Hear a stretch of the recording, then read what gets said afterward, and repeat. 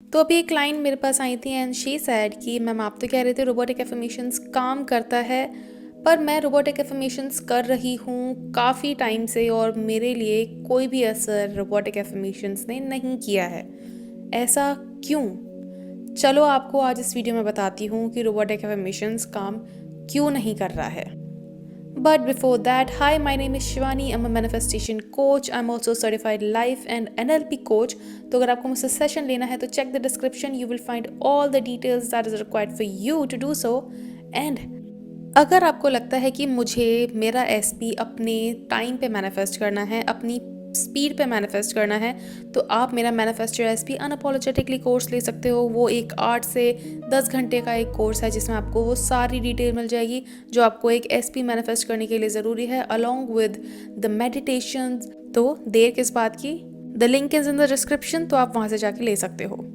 अच्छा, एक और चीज़ है कि आपने देखा होगा मेरा लास्ट वीडियो 9 दिन पहले था एंड काफ़ी सारे लोग डीएम कर रहे थे कि आप कहाँ हो, न्यू वीडियो क्यों नहीं डाला है। तो मैं आपको ये बता देना चाहती हूँ कि मैं अपनी एक नई मास्टर क्लास पे काम कर रही थी which is related to self concept, और वो मास्टर क्लास अब मेरी वेबसाइट पे लाइव हो चुकी है। उसका नाम है सेल्फ कंसेप्ट कोडेक्स। ये मैंने उन लोगों के लिए बनाई है जो अपनी लाइफ में ऐसा सच कुछ मैनिफेस्ट नहीं कर रहे हैं, बट उनको अपने ऊपर काम करना है, उनको अपना सेल्फ कंसेप्ट अपग्रेड करना है, बट उनको ये नहीं पता कि वो क्या ऐसे स्टेप्स लें जिससे कि उनका सेल्फ कंसेप्ट अपग्रेड हो जाए।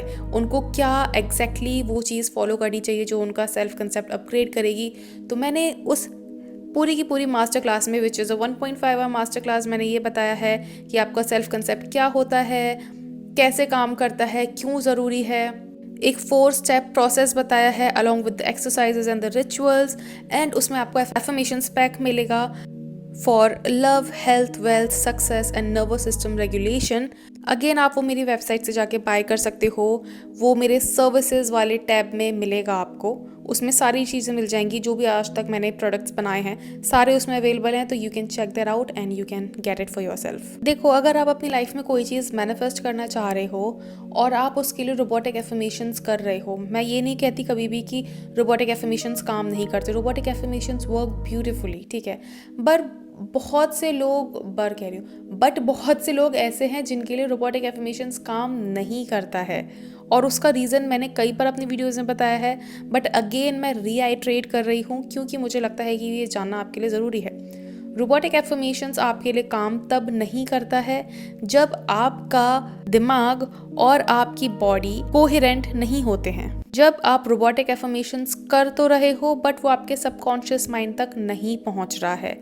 और देखो, रिपीटेशन इज़ द की। ये हमें पता है कि हमें अपने एफर्मेशंस रिपीट करने हैं, बट कई बार रिपीट करने पे भी वो चीज़ हमारे सबकॉन्शियस तक नहीं पहुंचती है, क्योंकि आपने देखा होगा कई बार क्या होता है कि हम अफर्म तो कर रहे होते हैं कि हमारे पास ये है, हमारे पास वो है, we are already married to our SP, पर हमारी बॉडी कुछ और बोल रही होती है। हमारी बॉडी बहुत ज़्यादा टाइट होती है, हमारा चेस्ट बहुत ज़्यादा हैवी होता है, हमें ऐसा लगता है कि we are always frustrated, we are always anxious.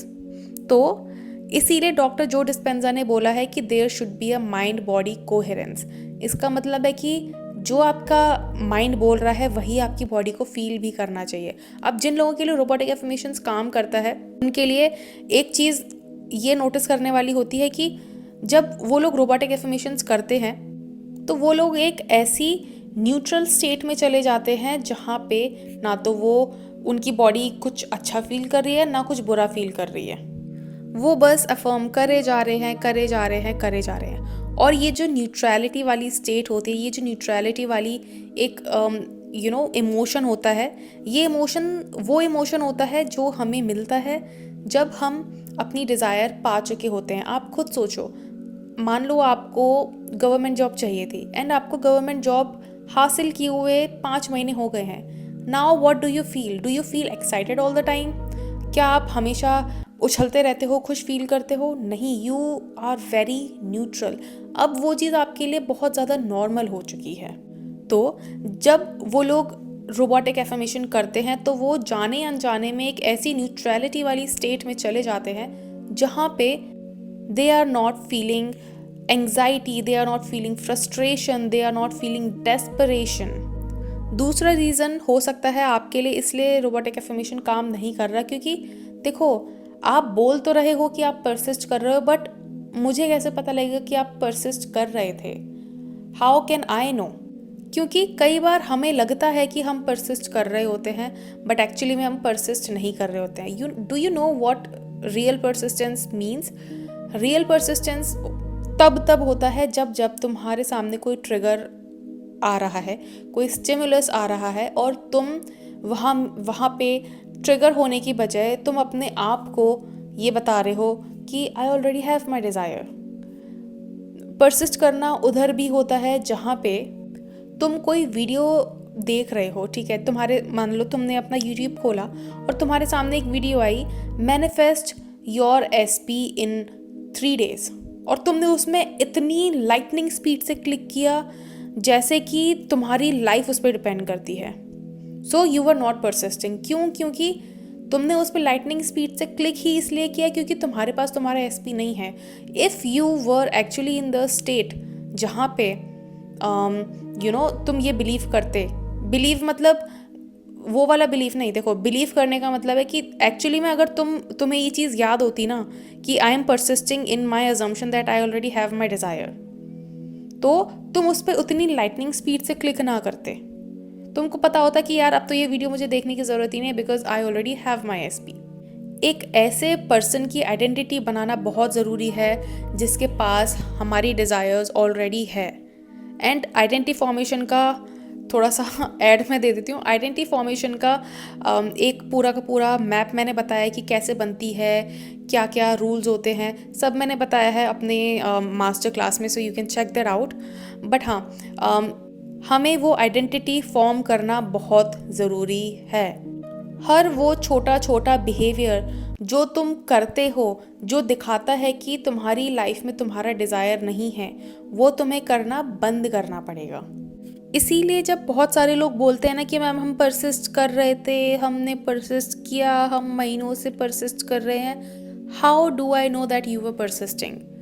Persist करने का मतलब होता है तुम ऐसा कोई भी एक्शन नहीं ले रहे हो, या फिर अगर तुम एक्शन लेने वाले हो तो तुम्हारे दिमाग में इंस्टेंटली ये आना चाहिए कि I don't need to take this action, क्योंकि ये एक्शन मैं अपनी उस आइडेंटिटी से ले रहा हूँ जिसके पास वो डिज़ायर नहीं है जो मुझे चाहिए। जैसे कि मैंने अभी एग्जांपल दिया, तुमने इतनी लाइटनिंग स्पीड से वो थंबनेल देख के कि manifest your SP in 3 days, तुमने उस पर इतनी ज़ोर से क्लिक किया क्योंकि तुम्हें ऐसा लगता है कि तुम्हारे पास तुम्हारा एसपी नहीं है, और ये वीडियो देख के 3 दिन में तुम्हें तुम्हारा एसपी मिल जाएगा। राइट? झूठ मत बोलना। Right right right, I know that. Any person who has their SP, वो कभी भी इतनी ज़ोर से, इतनी तेज़ी से उस वीडियो पे क्लिक नहीं करेगा, क्योंकि उसको पता है ही already has the SP and she already has the SP, और उसको वो वीडियो देखने की भी ज़रूरत नहीं है। He can just skip it, क्योंकि अब तो उसकी शादी हो चुकी है ना। This is called real persistence. अब एक और एग्जाम्पल देती हूँ तुम्हें। अगर तुम सच में परसिस्ट कर रहे होते तो मान लो तुम्हारे सामने कोई ट्रिगर आया, ठीक है, कि तुम्हारे एसपी ने तुम्हें सडनली अनफॉलो कर दिया, ठीक है, तो तुम उस पर रिएक्ट तो करते, बट तुम उस पर रिएक्ट करने के बाद प्रोबेबली शायद तुम्हारा रिएक्शन 1 मिनट 2 मिनट का होता, बट इंस्टेंटली तुम्हें ये चीज़ याद आती कि ओ 3D is basically the past of my thoughts, तो मुझे इस पर रिएक्ट करने की ज़रूरत नहीं है क्योंकि अब तो मेरी शादी हो चुकी है। परसिस्ट करना इसे कहते हैं। परसिस्ट करना इसे नहीं कहते कि तुम मेरी शादी हो चुकी है, मेरी शादी हो चुकी है, मेरी शादी हो चुकी का एक तरह से माला जप रहे हो। करो वो चीज़, it is not bad, but मैंने बताया ना आपको कि बहुत सारे लोगों के लिए रोबोटिक एफर्मेशंस काम इसीलिए नहीं करता है क्योंकि वो लोग अफर्म तो कर रहे होते हैं, but deep with in their mind एक आवाज़ होती है, नहीं तू झूठ बोल रहा है, नहीं तू झूठ बोल रहा है, you are not married, you are not married. वो उनके बॉडी की आवाज़ होती है, वो उनके नर्वस सिस्टम की आवाज़ होती है जो बोल रही होती है कि तुम्हारे पास तुम्हारी डिज़ायर नहीं है, स्टॉप लाइंग। और फिर वो फ्रस्ट्रेट हो जाते हैं, फिर वो छोड़ देते हैं अफर्म करना, और फिर वो वापस से उसी नेगेटिव लूप में चले जाते हैं कि शायद मेरे से कुछ नहीं हो सकता है, शायद मैं ऐसा ही हूँ, शायद मैं किसी काम का नहीं हूँ, मेरी लाइफ में कुछ अच्छा नहीं हो सकता है, क्योंकि फिर उन्होंने अफर्म किया होता है कुछ टाइम अच्छा, ठीक है, तो उसका रिजल्ट उनको दिख जाता है। क्योंकि हमें जो रिजल्ट होता है वो थोड़ा सा डिले में दिखता है।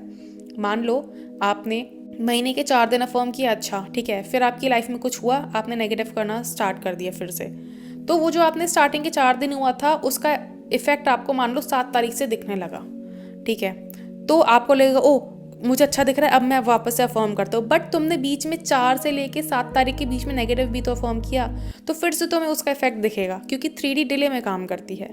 तो यही साइकिल तुम्हारी लाइफ में चलती रहती है, इसलिए तुम कुछ मैनिफेस्ट नहीं कर पाते हो। This is the sole reason why you fail. एक सक्सेसफुल मैनिफेस्टर वो होता है जो उसकी लाइफ में जो भी चल रहा है, he is able to affirm no matter what. उसको फर्क नहीं पड़ता है कि 3D क्या दिखा रहा है क्या नहीं दिखा रहा है, क्योंकि उसको पता है 3D is just a reflection of his old identity, his old mindset, his old thought process. तो उसको उस पर रिएक्ट करने की ज़रूरत है ही नहीं, ठीक है। परसिस्ट करने का मतलब इसे, अच्छा बहुत से लोगों को परसिस्टेंस का मतलब नहीं पता होता है। यार देखो, परसिस्ट करने का मतलब होता है टिके रहना। जो चीज़ तुमने अज्यूम की है ना उसमें टिके रहना। मान लो तुमने 1 तारीख से ये अफर्म करना स्टार्ट किया, या फिर 1 तारीख से ये अज्यूम करना। देखो, assume is very different from affirming. हमें लगता है कि अज्यूम करने का मतलब होता है अफर्म करना, but they are both very different things. Assume करने का मतलब होता है to accept it, while affirm करने का मतलब होता है जस्ट बोलना।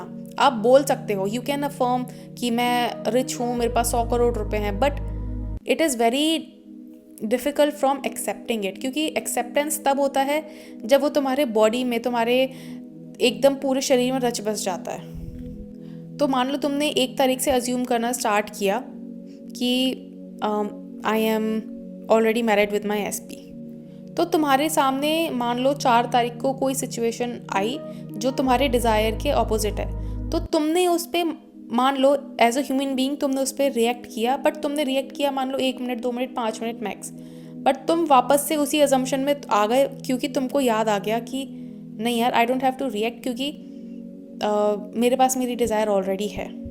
और तुम वापस से उसी स्टेट ऑफ माइंड में चले गए, उसी स्टेट ऑफ कॉन्शियसनेस में चले गए जो बोलता है मेरे पास मेरी डिज़ायर ऑलरेडी है। इसको बोलते हैं हम परसिस्टेंस। टिके रहना in your assumption is called persistence. ये थे कुछ कॉमन रीजंस जिनकी वजह से आपका हो सकता है रोबोटिक एफर्मेशंस काम नहीं कर रहा है। बाकी तो बहुत सारी चीज़ें बात करके ही पता लगती है। जब हम किसी से बात करते हैं ना, तब हमें एक्चुअली में उसके माइंडसेट के बारे में पता लगता है कि अच्छा ठीक है, क्योंकि बहुत सारी चीज़ें ना इंसान के बोलने से पता लग जाती है। तो बात करके उससे पता लग पाता है कि अच्छा ये प्रॉब्लम हो सकती है तुम्हारे अंदर, ये हो सकती है, तो वो चीज़ अलग है। बट ये 2 मेन रीज़न है जिसकी वजह से तो हो सकता है तुम्हारा रोबोटिक एफर्मेशंस काम नहीं कर रहा है। तो आई होप आपको ये वीडियो पसंद आई होगी, समझ में आया होगा। एंड आपको किस टॉपिक में और वीडियोस देखनी है जस्ट कमेंट करो नीचे, क्योंकि आई वांट टू नो। क्योंकि टॉपिक्स ऐसे होता है कि कभी कभी लगता है कि यार कुछ नहीं समझ में आ रहा है, क्या बनाओ। तो जस्ट कमेंट करो कि तुम्हें किस टॉपिक से रिलेटेड वीडियो चाहिए, and I will make a video on it. And yes, I will see you in my next video. Until then, bye bye, take care.